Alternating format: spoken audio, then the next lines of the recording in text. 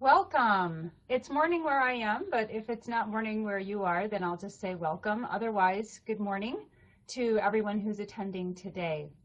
If you're not aware already, you are able to obtain continuing education or CE credits for this presentation, so do look for that on your screen, and it should be rather obvious to you.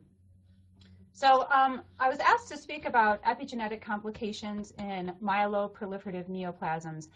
And I recognize that there are a number of different people that are going to be attending these types of sessions. And so if you are very, very familiar with epigenetics and their role in cancers and their normal roles in cells, some of this might be a little bit remedial. But if you are unfamiliar with epigenetics, then hopefully I'll be able to explain to you some of the basic principles of epigenetics and also how these molecules that are involved in epigenetics are contributing to normal cells and also to an abnormal phenotype.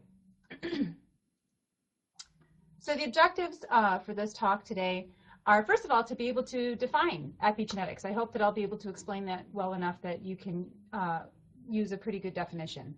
Also to look at the impact of the somatic mutations and how epigenetic control of gene expression is going to be worked into a myeloproliferative neoplasm. And finally, to be able to identify some of the therapeutic approaches that are currently being used to target epigenetic mechanisms and some of the new molecules that potentially might be used in the future. I included this image on this screen from an artist named Roman Verosco. And his quote is that, "Early on I learned to wonder about the marvelous event of things existing just the way they are, and whether there could be other ways to be."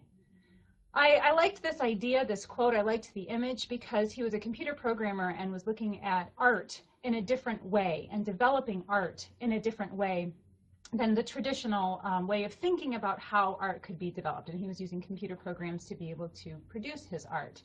So I think that a lot of times we think of problems with DNA or problems when we see chromosomal changes in cancer, and we think of it very uniquely within the DNA level. But that's just thinking about things the way that we already understand them. There's more to it than that. And epigenetics is one of those mechanisms that takes us beyond the way things are and thinking about other ways that DNA can be. Epigenetics can be defined as on top of genetics, suggesting that what we're doing when we have an epigenetic mechanism that's altering gene expression is that we're not just looking at a base change within the DNA. We're not looking at changing A's to T's or changing the actual nucleotide sequence. But what we're doing is changing the chemical structure of either the DNA or the other proteins that are interacting with the DNA. And in either case, the expression of the gene is going to be changed. So we're not talking about genetics in the sense of the nucleotide sequence, but something that is above that, or literally on top of that as a chemical modification. The information of the genome is encoded for by the DNA, but in an epigenetic mechanism, we have additional information that can be thought of as not just being carried by the nucleotide sequence, something additional to that. And certainly epigenetics are heritable, and we see the way that certain genes are inherited depending on whether or not they come from mom or they come from dad, and that's a mechanism called imprinting. But we also see that there are changes in the way that DNA is going to be expressed from one mitotic cell division to the next, and that is an epigenetic mechanism that carries on to the offspring at the cellular level. So epigenetics are heritable changes in gene expression, but not just due to changes within the DNA sequence. So when we think about epigenetics in a definition, we certainly want to think of DNA as giving the nucleotide sequence and giving a plan for the genome, but there are several other factors that are going to contribute to how that plan is actually going to be carried out, how those genes are actually going to be expressed. When considering all the different types of cells that exist within the body, how is it possible that some of these cells look so very different from each other and have such very different functions from each other? It's easy to see when you look at these various types of slides. Sorry, I'm trying to pull up my my note tools here. So up here at the top, we have a neuron. We also have a beautiful, my favorite of our myeloid cells, an eosinophil, and then there's the muscle cells and some columnar epithelium, all shown below here. In any of these cases, what we have is that we are looking at all of these different cell types that all have the same DNA within their core. But there are other mechanisms that are allowing these cells to differentiate into the cell types that they are going to function as. And it's an epigenetic mechanism that contributes to which genes are going to be turned on and which genes are going to be left off. Or in other words, you could think of this as being expressed or silenced. So when we think of DNA, we can't just think of the nucleotide sequence and just say, okay, well, we have all these nucleotides in a particular arrangement, and that's what's going to give us the open reading frame for a gene, and that's all there is to it. We can't really think of DNA within the nucleus as being quote-unquote naked. There certainly are other molecules that are wrapping up the DNA, and the histones that are involved in that, as we wrap the DNA around those histones, we wind them into what we call a nucleosome, and that's also what's referred to as the beads on a string, which is always kind of fun to think of. And you could think of your pearl necklace and those being the individual pearls having DNA wrapped around them, and that would be your nucleosomes. Those nucleosomes are also going to be coiled and turned such that they will form the chromosomes. And ultimately, in order to have any gene be expressed from this very, very tightly condensed chromosome, we have to be able to open the DNA so that we can incorporate RNA polymerase and transcription factors to actually be able to interact with the DNA to transcribe those genes. But then when that process is done and when that gene is no longer needed to be expressed, we have to have a mechanism to tighten everything back up so that these genes aren't going to be constitutively expressed. So that's the role of these various types of proteins that are going to be winding the DNA and bringing it very close together or opening it back up again to allow for genes to be expressed. So when we consider that there are these different types of compaction within the chromosomes, we can refer to those various compacted areas as being either heterochromatin, which is very, very tightly compacted or condensed. When we look at it microscopically, the morphology of that chromatin is that it's going to be very, very darkly stained, and it would functionally be transcriptionally inactive DNA. On the other hand, in contrast to heterochromatin, is euchromatin, which is very open and widely expressed. And if we're looking at the morphology of those types of cells, then what we would be looking at is a very light stain, very more pinkish than purple, having to do with the basophilic or acidophilic dyes that are going to be used to stain our cells. And this would be transcriptionally active DNA. So when we think about whether or not we have very tightly condensed or darkly stained DNA versus very light stained DNA, we can consider that we have genes that are able to be exposed and expressed versus genes that are very tightly wound within the DNA and not able to be expressed at all. So up here on the top, we have a pycnotic cell, actually. This is a neutrophil on its way to exiting out of its life. It has performed its function and it's no longer going to be with us.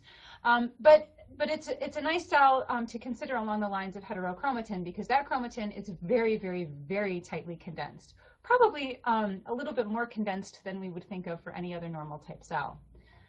Whereas below here, we have a if any of you are clinical pathologists or medical laboratory scientists, you probably recognize this as a myeloblast. And you know for sure that it's a myeloblast because you can see these hour rods right here, and it looks like there might be one right here as well. So these hour rods suggest to us that we don't just have any old blast, we indeed have a myeloblast.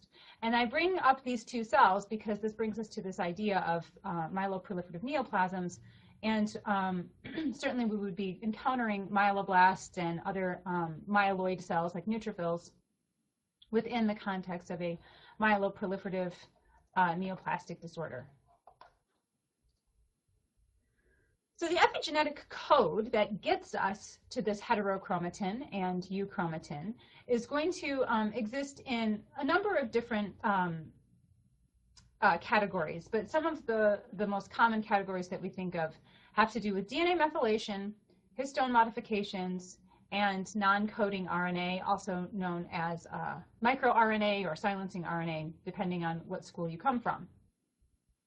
In the context of histone modifications, we also have a number of subcategories that can be included within that, including acetylation and deacetylation, methylation and demethylation, and phosphorylation and dephosphorylation, all of which are going to be contributing to the compaction of the DNA.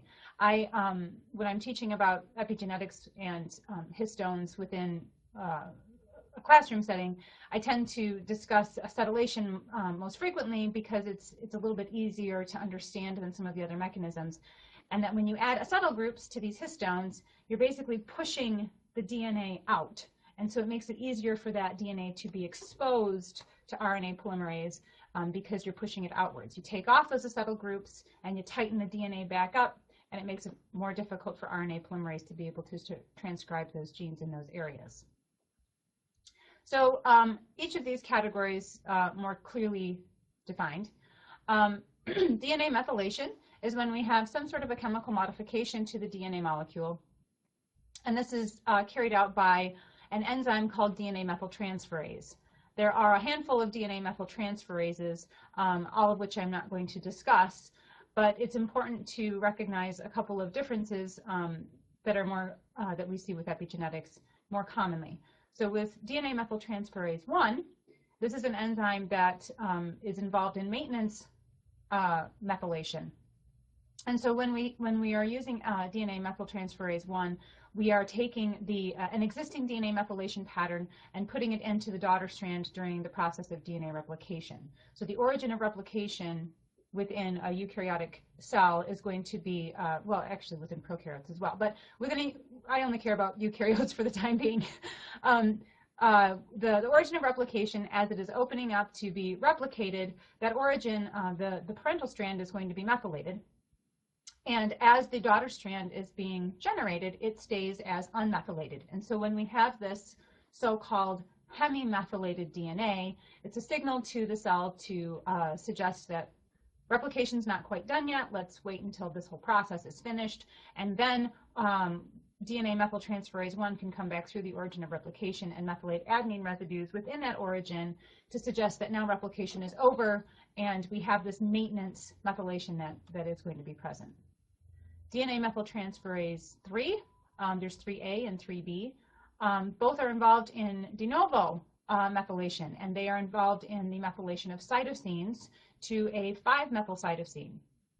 And so these are considered to establish the DNA methylation pattern within a cell, and also are used to contribute to which genes should be turned off when as a cell is trying to differentiate into its various types. In that image that we saw that had an eosinophil and columnar epithelium and a neuron, all of these different cell types have to have specific genes turned off while others are allowed to remain on. So in trying to get a sense of these methylation patterns, at the top here we have cytosine, and it's a DNA methyltransferase that adds that methyl group right there. So at the bottom, we would see that we have DNA that's unmethylated, and during the process of DNA replication, we ultimately end up methylating that origin of replication. Here it's showing that it's cytosine, but regardless of the point, we methylate using maintenance methylation during this process. And then de novo methylation would be conducted by our DNMT3s. When looking at DNA methylation, how the silencing actually occurs has to do with CpG islands. CpG simply suggests that there is a phosphodiester bond between cytosine and guanine within the sequence of the DNA. So when we see these CpG islands, it's generally a short region within the DNA. And it's only called a CpG island because the number of C's and G's, or cytosines and guanines, within that sequence is much higher than it is in other regions. And they're frequently found near the promoter regions of certain genes. And in any given cell at any given time, somewhere between 70 and 80% of the genes would be methylated. And it acts as a silencing mechanism. It provides the methylation profile for any given cell and within its genome. So that methylation profile is going to be lineage dependent. It allows for these cells to differentiate and to become the various functional cell types that they can be. And it also allows for a very unique set of proteins to be expressed from those specific genes, such that we are going to have the actual function being displayed by those cells.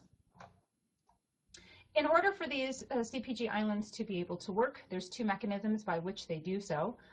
Within a CpG island, if it becomes methylated, then what we see is a methyl binding protein. What we see is that a protein that would be activating an enhancer region or a regulatory transcription region of a particular gene would be inhibited from binding if we happen to have a number of different methylation groups there. We can also see that there are certain methyl CpG binding proteins that tend to interact with highly methylated regions of DNA and recruit in other enzymes, such as histone deacetylases, as shown down here. And if you recall, I mentioned a minute ago that when we have a histone deacetylase, then it tends to tighten up the DNA and make it so those particular gene sequences can't be expressed, or are much more difficult to be expressed in those regions. So CpG islands are, when they're methylated, are very much involved in gene silencing. Histone modifications are where we're going to be focusing most of our attention today, and specifically with histone 3, but also a little bit of histone 2. Histones are acting as those spools to wrap around the DNA in what we call a nucleosome. And there's actually 4 different histones that interact with each other in dimers, such that we have a histone octamer. And when we have this histone octamer, that's what functions very well to tighten up the DNA. So when there are alterations to those histones, it's considered to be a post-translational histone modification, meaning that the protein has been translated, and then after it's been translated, there is a new modification that's made to that protein. That's why it's called a post-translational modification. And these modifications are going to be contributing to the way that the chromatin is going to be compacted. If again, we see that the chromatin is very tightly compacted, little to no transcription, or if we allow for the chromatin to be opened, then we have far more transcription that can potentially happen. There are modifications to the histones that are considered to be covalent, but they are reversible. So acetylation, phosphorylation, and methylation are all going to be contributing to the changes in the way that these histones are going to be functioning. Histone 3 is where we'll be looking mostly today, and it is, so this molecule here, it's just a globular protein that's got a tail on it, lots of lysines within that tail. All of the tail's not shown here, but essentially we're going to be looking at quite a few methylating events that can occur within that tail. Whether or not we're looking at any of these types of chemical reactions, biochemical reactions, acetylation, phosphorylation, or methylation, any of these are going to result in some kind of a change in the way that the histones are going to interact with the DNA, changing its compaction, or it might be altering the way that these histones would be interacting with other proteins to allow for an increase or decrease in the transcription of those genes that it's interacting with. So the last epigenetic mechanism that can be considered is RNA interference, in which we are using a short RNA sequence that base pairs very, very tightly or not so tightly. In either case, it interacts with another mRNA, creating a double-stranded mRNA. And that, or I guess you wouldn't necessarily call it a double-stranded mRNA, but at least it's a double-stranded RNA. And so it inhibits the mRNA from actually being able to interact with the ribosome and have that mRNA translated. So it's an inhibitory mechanism to reduce the expression of those RNAs. This is contributing in part to the tissue-specific expression profile as well, just like methylation and histone modifications are. So when we do have microRNAs interacting with our mRNAs, we create these double strands that can either cause the mRNA to be degraded immediately, or it just inhibits its translational ability through the ribosome. So what's the outcome of all of these epigenetic modifications? They're really quite fascinating. We have here on the left, we have our friendly myeloblast again. Maybe not so friendly, considering that he's probably going to be contributing to our acute myeloproliferative disorders. And then over here, rather than showing you a pignotic neutrophil, here's a just regular neutrophil. We can argue about whether or not we call this a band or a seg. In either case, it's on its way to being a segmented neutrophil, such that it would have its full functional capacity. And you can think of the epigenetics within each of these cells and think about the chromatin compaction that you would see within each of these cells based on looking at the staining characteristics of the nucleus. So within the myeloblast on this side, we would have, you can see that there's a nucleoli and that the chromatin is very open and very light in staining, and therefore it's probably much more transcriptionally active because it is so much more open. It's a very large nucleus as well. So in this case, we would say that there are probably lots of histone acetyltransferases working, allowing for acetylation of those histones and allowing for the basal transcriptional apparatus, the general transcription factors like TF2D, to be able to interact with the promoter regions of genes and also to be able to recruit in RNA polymerase so that we can actually transcribe some of those genes. On the other hand, if you look back over here at our segmented neutrophil, the chromatin is very tightly compacted, very, very tightly compacted, very dark in staining.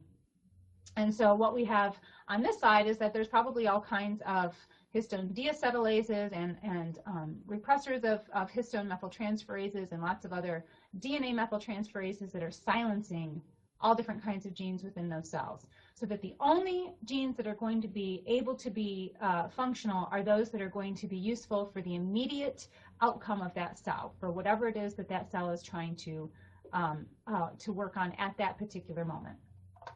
Whereas on the myeloblast side, again, you have lots of different genes because there are, this cell still has the potential to not only divide, but also to differentiate into what it will ultimately become as a neutrophil, segmented neutrophil. Since we're talking about hematopoiesis, I thought it would be a prime time to discuss the hematopoietic stem cell development and how these cells are going to be going to turn into the various cell types that we're going to be discussing today. So starting off here on the left, we have a hematopoietic stem cell. And this hematopoietic stem cell has self-renewal capacity, and it has true self-renewal capacity. And I've created these sort of crude images down here at the bottom to suggest that the chromatin, or not within certainly one chromosome, but within the genome, that there's going to be information within that genome that's more readily expressed within our hematopoietic stem cell. So gene expression, you could think of as being the pale blue staining area, and those genes that have already been turned off to give us the differentiation of the hematopoietic stem cell are going to be very dark and blue.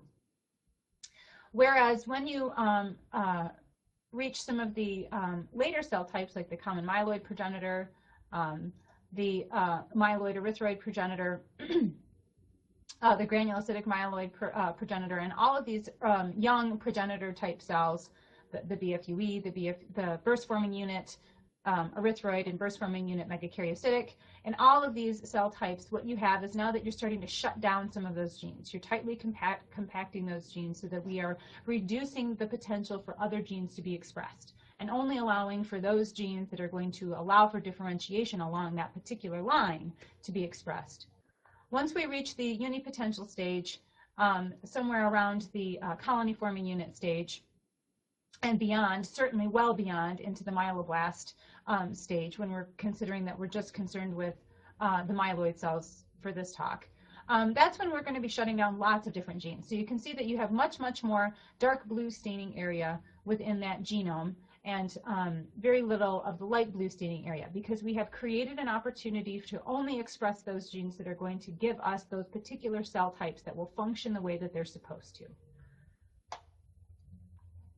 And the problem with myeloproliferative neoplasms is that there are certainly some unique gene sequences that are altered, but we can also consider some of those light blue staining areas and dark blue staining areas, or colored areas within the genome pictorial, to be altered in a way that they're not supposed to be. So with the myeloproliferative neoplasms, we can consider several more than what I've listed here. The WHO 2008 classification includes far more categories than what I've listed, but we're mostly concerned with just a few of these. So it's important to remember that chronic myeloid leukemia is going to be BCR-ABL1 positive, and it is diagnostic when BCR-ABL1 is present that we will be calling this chronic myelocytic leukemia.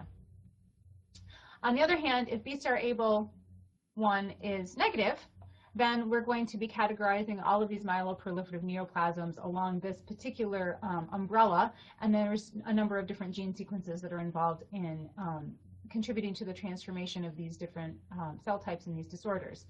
The cell types that I'll be talking about briefly today are essential thrombocythemia, polycythemia vera, and primary myelofibrosis. Chronic neutrophilic leukemia, mastocytosis, and eosinophilia could potentially fall under the categories of epigenetic alterations. There haven't been enough to have been described as yet, but that being said, the epigenetic modifications that we know of are really, really new. So there's a possibility that we're going to start seeing more studies to bring out some more information about these other myeloproliferative disorders as well. Myelodysplastic syndrome I will mention a few times because we see some of the exact same epigenetic alterations in the myeloproliferative disorders that we see in myelodysplastic syndromes. And acute myeloid leukemia, this is when the bone marrow needs to show greater than or equal to 20% blasts within the bone marrow, but we also see some of the same epigenetic modifications in those as well. So that's going to be mentioned periodically throughout this talk also. First, starting off, before we get into the epigenetic modifications, I think it's important to recognize what we have with the more common genetic alterations that we see in myeloproliferative neoplasms. First of all, with BCR-ABL1, again, that's going to be diagnostic for chronic myeloid leukemia, and this is a 922 translocation in which this translocation leads to a fusion protein called BCR-ABL1. This BCR-ABL1 is going to be involved in a number of different signal transduction pathways, all of which are going to be contributing to things that are particularly problematic in a leukemia, so, including migration, proliferation, and also survival of the cells. So when we have this BCR-ABL1 fusion protein generated, then what we see is that there is some significant increase in the proliferation and survival ability of these cells. It's important to note that we can also diagnose CML even when the large chromosomal translocation isn't present. As long as we see the fusion protein, BCR-ABL1, as being positive within these cells, then we do consider that to be diagnostic of chronic myelogenous leukemia. Within all of the others, for our BCR-ABL1 negative myeloproliferative neoplasms, there are certainly some other gene mutations, including JAK2, which many of you probably are probably familiar with. This is Janus kinase 2. It's a non-receptor tyrosine kinase that interacts with a number of different receptors. The image that I've shown you here has to do with the EPO receptor, but it's also going to interact with a few others. So essentially when the EPO receptor interacts with its ligand EPO, that activates, stimulates, turns on JAK2, which causes an activation of STAT5, which then dimerizes and moves into the nucleus to transcribe its target genes. when there is a very unique and specific mutation, the JAK2 V617F mutation, this is when we have an amino acid substitution, and the 617th amino acid from phenylalanine is present in the mutated JAK2, whereas valine is supposed to be present in the non-mutated form of JAK2. Essentially, when we have this V617F mutation, there is essentially no need for there to be cytokine present, and we end up having a fully functional and activated JAK2 to activate STAT5, to translocate into the nucleus and activate its target genes. The JAK2 mutation is observed in a very, very high percentage of our polycythemia vera patients, and less so in essential thrombocythemia and primary myelofibrosis. However, there is a fairly large number of patients that both that express these mutations as well. MPL is a gene encoding for the TPO receptor, and there are a number of mutations that have been identified within MPL as well. And essentially, these mutations lead to a constitutively active receptor that then constitutively activates JAK2. So it's a little bit higher up within the signal transduction pathway. So when we have these MPL mutations, either a change in from tryptophan to either leucine or lysine, then what we see is a thrombocytosis and myelofibrosis. So these are seen in both ET and PMF patients. Link mutations are also observed in our myeloproliferative neoplasm patients. Link is supposed to negatively regulate JAK2. It's supposed to inhibit JAK2. And when it is inhibited or mutated, let's say, then it allows for the JAK2 to be able to interact with STAT when it isn't necessarily supposed to. So there are mutations within the link molecule that are known to contribute to the MPN phenotype as well. And it is certainly seen as an increase within the blast phase of those patients that are progressing into acute myeloid leukemia. So as you've seen, there's a high percentage of these particular genes that are mutated, BCR-ABL, MPL, and LINK, but there are lots of other diseases that we see, MPNs that we see, that don't have those particular mutations. So there has to be something outside of that. So the evidence for these genetic events outside of the JAK-STAT pathway are suggested when we have all of these patients that have PMF and ET, but they don't have any of the other mutations that we've just discussed. Furthermore, we see this JAK2 mutation that's present in these various MPNs. How is it possible that one mutation in one gene, protein, ultimately, can give us 3 different phenotypes? It doesn't make sense. So there must be something outside of just JAK2 that's contributing to the phenotype. And that's where a number of different groups had started looking into the epigenetic mechanisms of other molecules and how those could be contributing to these phenotypes. So the epigenetic regulators that are associated with the MPNs, the most common ones that have been described, at least, are listed here. I created this table to sort of bring together all of these different epigenetic molecules, what the mutations are, what the overall effect is that the mutations lead to for the protein function, and the hematologic abnormality that is observed. Not all of which that are listed here are MPNs, but most of which are. Myelodysplastic syndrome certainly shows up, as does acute myelogenous leukemia in several of these altered molecules, epigenetic regulators.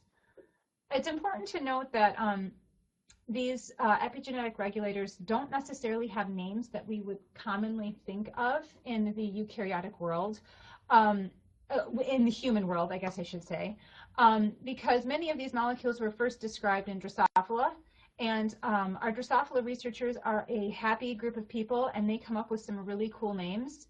I'd love to sit down and have a beer with a Drosophila person at some point in my life and find out how in the world they come up with some of these names. Some of which are unique to Drosophila and others of which are completely off the wall. So ASXL1 is the additional sex chromosomal transcriptional regulator 1, but that was the name arised within Drosophila, and a homolog has been found within humans as well. And it's been identified in a number of different hematologic disorders, especially within PV and ET and PMF. As being a problem here. So I'm going to go through each one of these individually, but just keep that in mind that they don't necessarily always tell you what they do, just because they have kind of a funny name. So ASXL1 is the most frequently observed epigenetic regulator that is altered thus far, and it's involved in interacting with a complex called the polycomb repressive complex, PRC2, and also potentially is involved in interacting with another complex called PRC1. The specific role that it plays within these two complexes is not terribly well understood at this point, but it is observed to at least interact with these complexes, and it's thought to possibly stabilize the complexes. From these images, you can see that ASXL1 interacting with this PRC2 complex is going to be involved in a methylating event, and it's going to be methylating one particular histone 3 at lysine number 27. But it's also involved in this side over here with PRC1, and it's going to be involved in a ubiquitination with histone 2. So there's a number of different lines of evidence to suggest that it's working on both complexes and interacting with both histone 3 and histone 2. I guess I should continue on, and in any case, when we do have this methylation of these histones, it contributes to a compaction and a tightening up of these of the DNA within these regions, and it blocks the ability of RNA polymerase to be able to function the way that it normally would.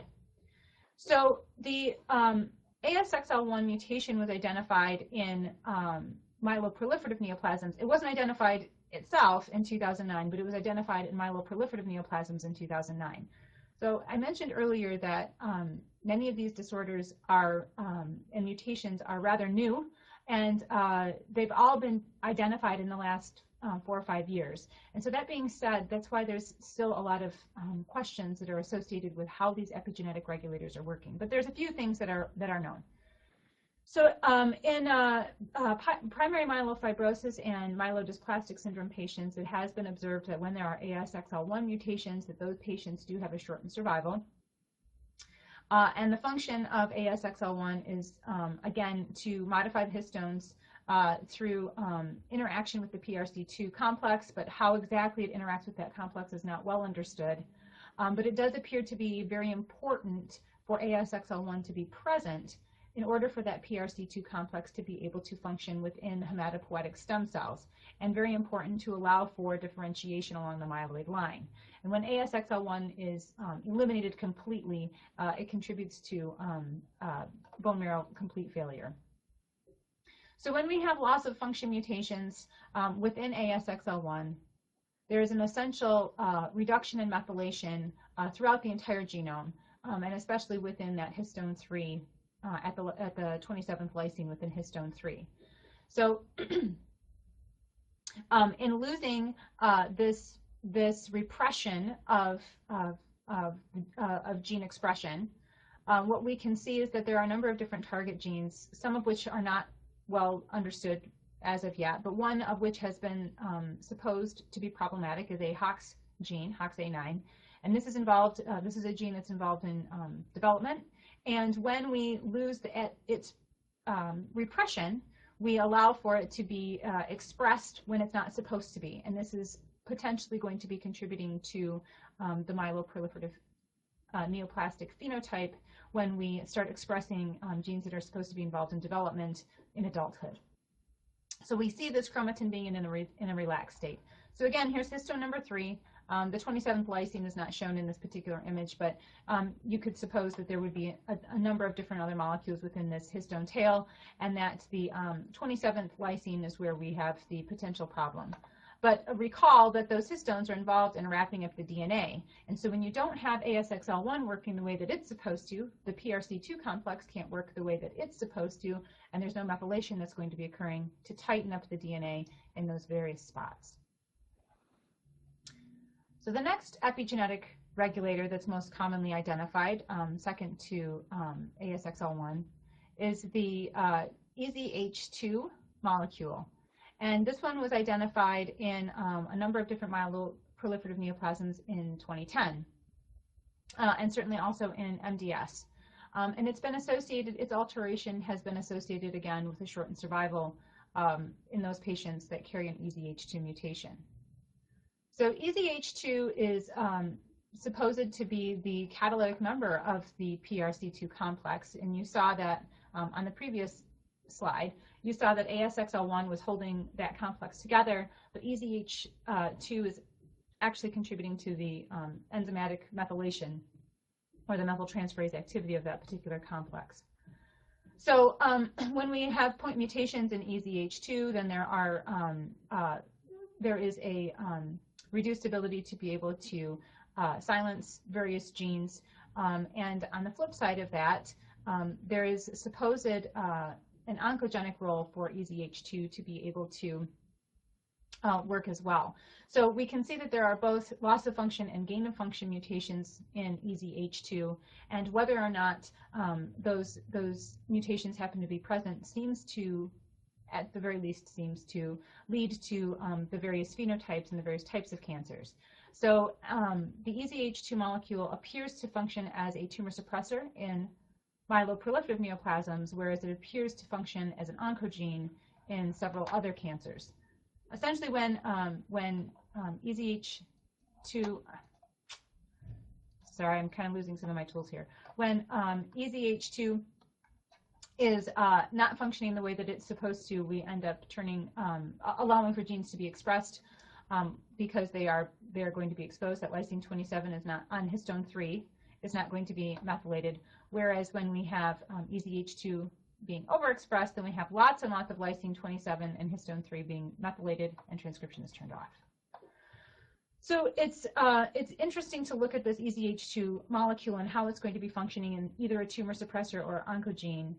Again, it seems to be functioning as a tumor suppressor within the myeloproliferative neoplasms, but how the various genes that are downstream of that have not been well described, at least as of yet. So it's interesting to note that EZH2 is found on chromosome 7, and if you recall from your pathology days that myelodysplastic syndromes have the -7 and the 7q deletion syndromes, both of which are going to have been observed, at least those large chromosomal changes have been observed in MDS. And since we have this particular molecule found within chromosome number 7, when we lose those very large regions, it's very likely that it's because of this loss in EZH2 that we're leading to the phenotype of MDS. There are other point mutations that have been observed in EZH2 that reduce its methylating activity. There's also been a few mRNAs that have been, miRNAs that have been described that appear to contribute to regulation of EZH2 as well. Those are mostly described in some B-cell disorders, however. And it's also important to note that the phosphorylation site of EZH2 contributes to whether or not it is going to be active or repressed. So MYC has been linked to the expression of EZH2 rather closely, and this image that I've shown below here shows how the EZH2 can function in a normal tumor suppressor capacity. When MYC is at low levels, or acting the way that it probably should in a normal cell type, then EZH2 is going to be, this is on the left side of the screen here, EZH2 is going to be phosphorylated, and it's not going to be inhibiting the genes that it normally or commonly would be. On the other hand, when MYC is at very high levels, of which we see in somewhere of 70% of all cancers, we see increased expression of MYC. This activates this P10 pathway, which then dephosphorylates EZH2. And EZH2 is very readily able to silence many of the MYC-associated target proteins, and including MYC itself. So EZH2 functions very well in a tumor suppressor role, especially when we see this MYC overactivation. However, if EZH2 is gone, then we completely lose this whole side and the ability of EZH2 to be able to function as a tumor suppressor molecule. On the flip side of that, when we have EZH2 functioning as an oncogene, it's functioning within the cell cycle pathway, and it's going to be phosphorylated on a different residue. In the previous slide, it was phosphorylated on, let's go back to that one for just a second because I can't ever remember, serine 21. However, when we phosphorylate it at threonine 350, then we're changing its expression pathway. So here we can see that we have EZH2 phosphorylated on threonine 350, and it is going to be activated by the CDKs, CDK1 and 2, and its normal role would then be to work through some of the CDKIs, or the cyclin-dependent kinase inhibitors, including P15, 16, and P14 as well. And it can function and when it's being phosphorylated and it's being activated, we can start turning off some of those genes. So it can act in an oncogenic role in inhibiting the cyclin-dependent kinase inhibitors and allowing for the cell cycle to progress unchecked. We end up having this promoted cell proliferation when we shouldn't. All right, the next epigenetic regulator. Hopefully you're not going into a whirlwind of despair that there are so many epigenetic regulators. So TET2, the 1011 translocation 2 molecule, was identified, again, just a few years ago, 2009, and was shown to be altered in both MPN patients and MDS patients. TET2 requires a substrate, alpha-ketoglutarate, to be able to work, and it's encoding an enzyme that contributes to the demethylation of DNA. So when we have 5-methylcytosine, TET2 contributes to 5-hydroxymethylcytosine, which is the first step in getting DNA to be unmethylated so that we can start expressing some of those genes.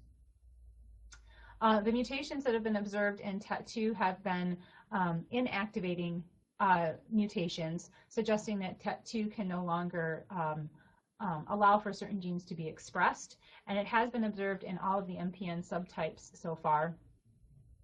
And it's been, there was speculation a few years ago that JAK2 had to be mutated first in order to be able to see the TET2 mutations, that it was a subsequent mutating event, but in fact it's been shown to be mutated even before JAK2, the V617F mutation has been observed. So there are cells that have been identified to have the genotype of both TET2 mutant and the JAK2 V617F, including the normal JAK2 wild type, and also to see TET2 mutations that are found before we end up seeing the JAK2 V617F mutants.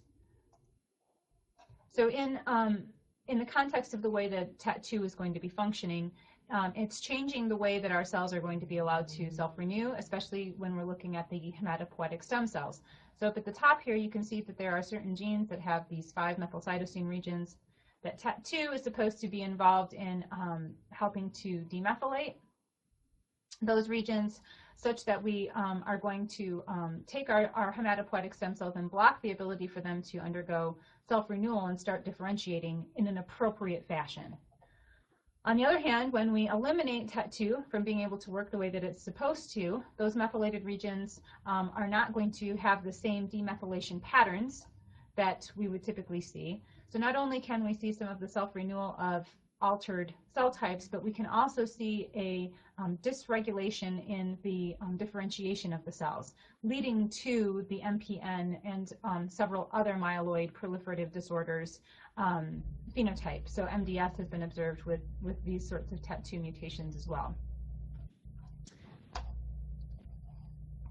DNMT3, DNA methyltransferase 3, identified in the myeloid malignancies just, again, a couple of years ago in 2010.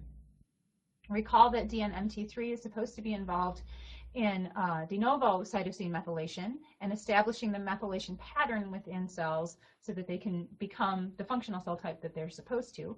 When we see loss of function mutations in DNMT3A, there is a sort of perplexing event that occurs.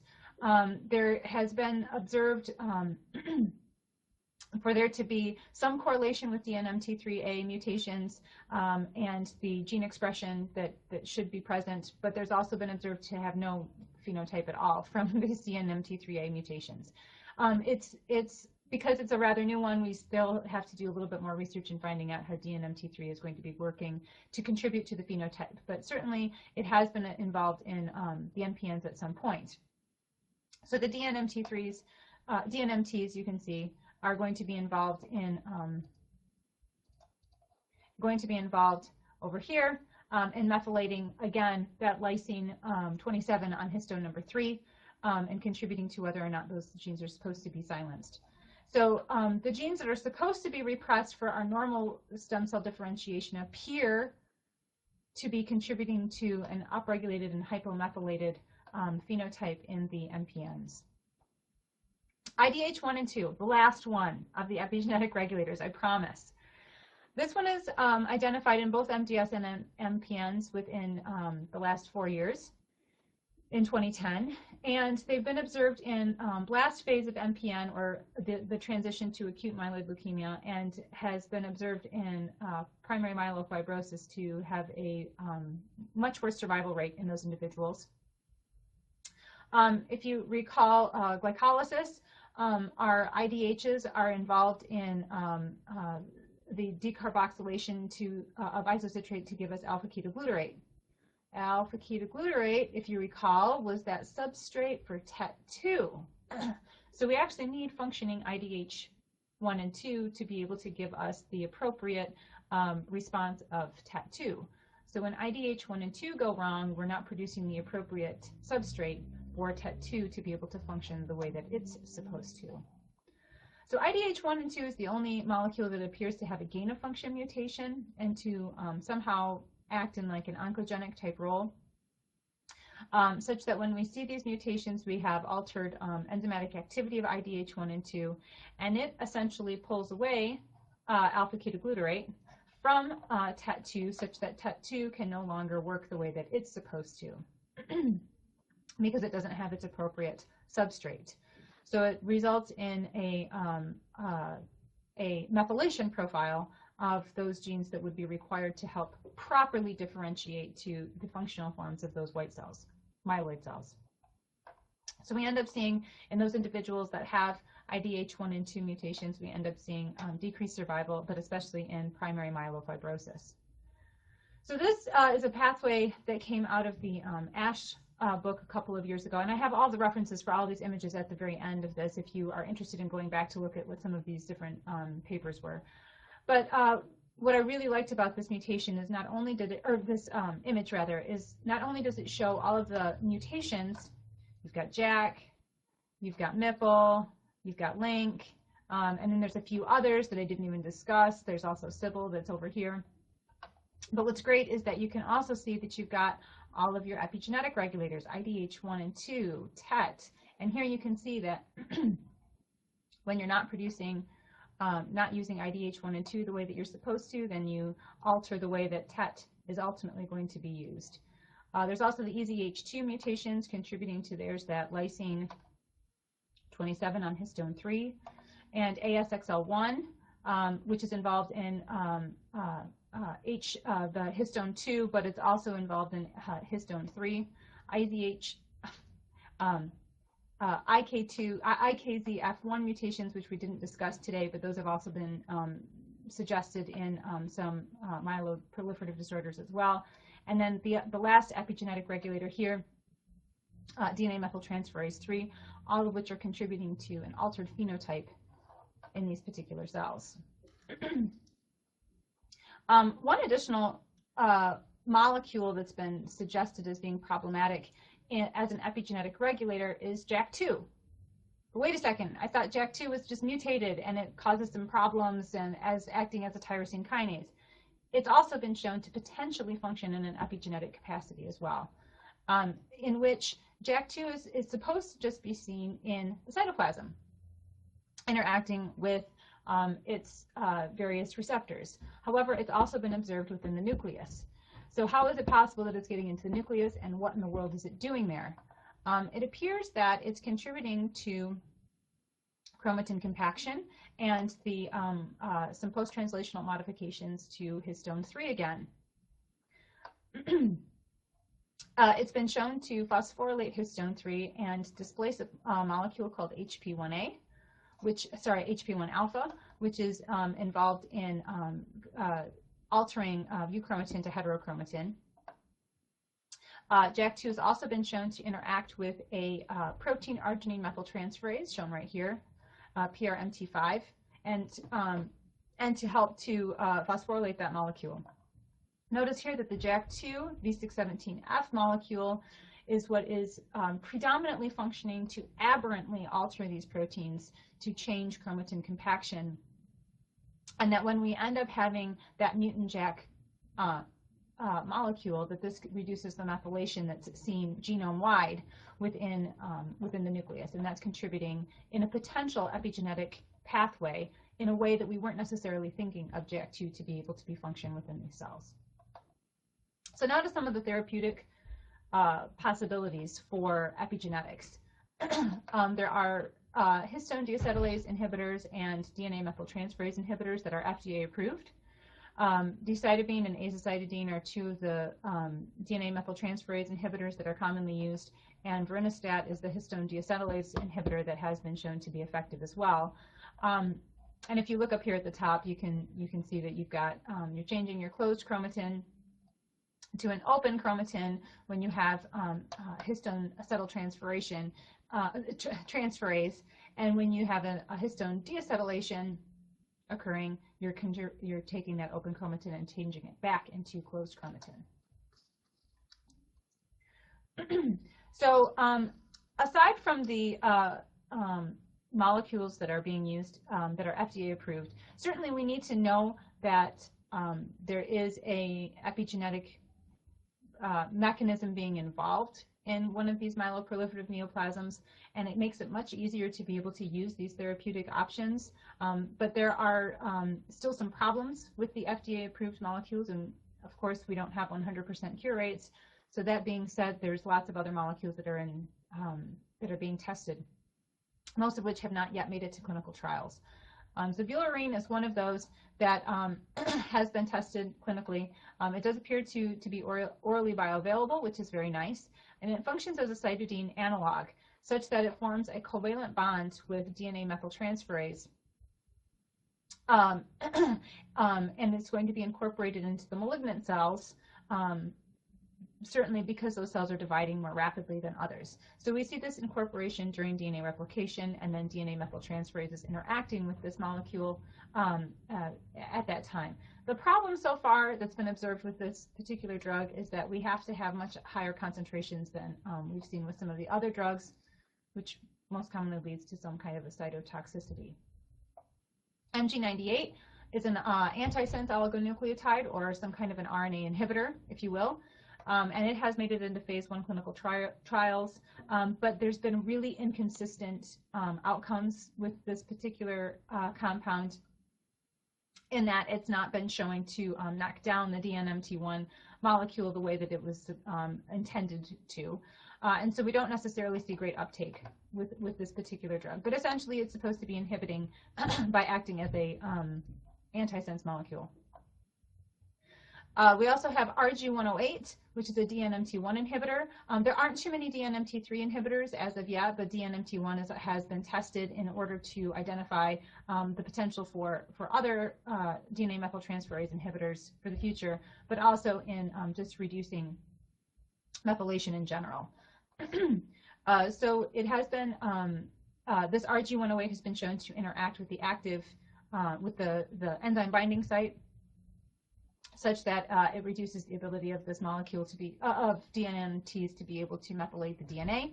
But it doesn't seem to be working as well as does azo or decitabine, and so it's not necessarily going to be moving much further within trials. There are some targeted therapies that have been tested as well. DZNEP is one of those, in which it inhibits the EZH2 molecule from being able to methylate the way that it normally has been, and it's also shown to reduce the amount of that PRC2 complex, that polycomb repressive complex.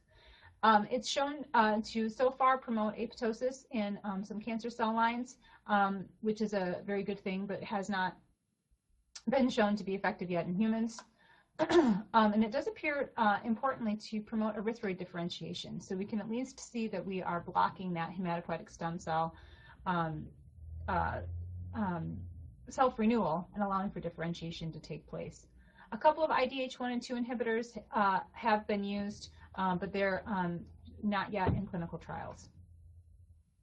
So there are a number of epigenetic modifiers that are involved in the myeloproliferative neoplasms. ASXL1 and TET2 have so far been shown to be the most common, but again, these are very, very new. So we might be finding that there are several others, and we might be finding the more patients that are tested that there are actually higher incidences in some of the others over time. It's still important to figure out what's going on outside of JAK2 and MPL mutations, even though those are the two more common mutations that are seen in some of the MPNs, and certainly to start addressing some of the additional therapies that are going to be useful beyond just the traditional therapies. The epigenetic drugs might be very, very useful. A paper just came out in Blood, I believe it was last week, actually looking at TET2 mutations and some of these epigenetic drugs, and showing that if we know that there's a TET2 mutation, then it's probably going to be very effective to use an epigenetic regulator. So I like this little cartoon here because I've actually been known, I could accuse myself of saying this several times. If they ask you anything and you don't know, just say it's due to epigenetics. I think there's lots of times where we're looking at certain gene mutations and assuming that's got to be it, that's the only way. And it turns out that there are so many other potential molecules that could be involved in the pathogenesis of these myeloproliferative disorders that we've got to look beyond just some of these basic gene sequences. Okay, I will take a look at a couple of questions. So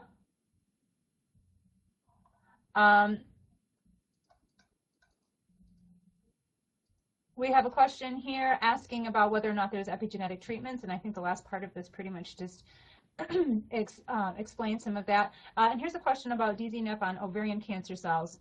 I apologize, I don't actually know if it's been used on ovarian cancer. I was sort of focused, I tend to be focused on the hematologic side of things, and I do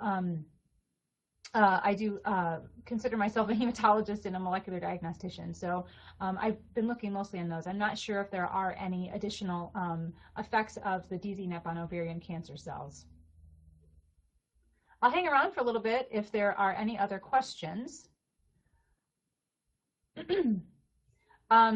Otherwise, I thank you for coming. I thank you for being a part of the BioConference Live presentations, and I hope that you have gotten a little bit out of this. Thank you all for coming, and we'll see you next year maybe.